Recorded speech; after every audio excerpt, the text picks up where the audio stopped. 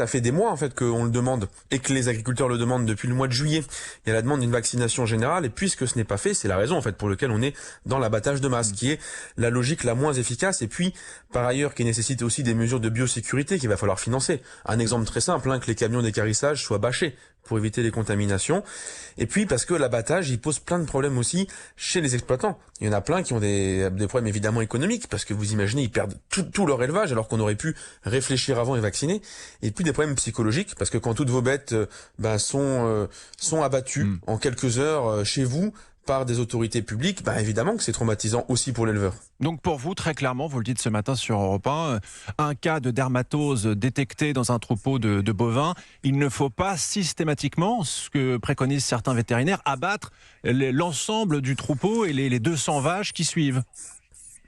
Tout à fait, il faut mettre évidemment de côté en quarantaine l'animal en question. D'accord. Et puis surtout, il faut enfin lancer ce plan de vaccination qui est demandé par tous les syndicats agricoles et par la France Insoumise depuis juillet dernier.